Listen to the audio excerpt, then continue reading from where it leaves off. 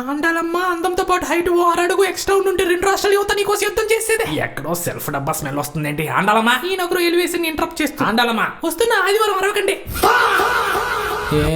B C D నీ అందాన్ని చూసి చూసి ఆ అద్దమే అలిసిపోయి ఉంటుందిగా. ఆదివారం అబద్ధాలు ఆపండి. సండే సిగ్గుపడకండి.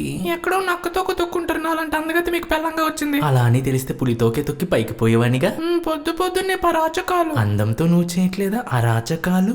ప్రాస మీ ఇంటి పేరా? సొగసు నీ సొంత ఊరా? పాడు. పాడతా. ఏంటి సడన్ గా ఏడుకు లేచావు, పూజలు చేసావు దేనికో, కంపు నైటీతో తిరిగాను, సిల్క్ శారీ కట్టావు దేనికో,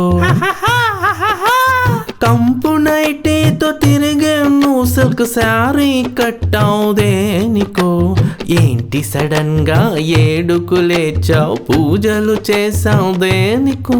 గారడితో గారడీ చేశారుగా, గిటార్ పట్టుకుని వచ్చారంటే గట్టిగానే ప్లాన్ చేశారు. ఏంటి సంగతి? క్రికెట్ మ్యాచ్ ఉంది, పొద్దుపోయి వస్తా. అదే ఆదివారం సంగతి. పాట పాడింది పూట మాయమైపోవడం కోసం. 5 దాకా ఆడతారు, 6 దాటితే ఐపీఎల్ అంటారు. 7 అడుగులు నాతో ఎందుకేశారు? ఆదివారం అష్టదిగ్బంధనమే. అది కాదు అండాలమ్మా. బ్యాట్ పట్టుకుని పోతే నేను బరణం దాకా పోతా. మూసుకొని మటన్ తీసుకురండి. దీనికి చికెన్ తిన్నోళ్ళు పేదోళ్ళు కదా.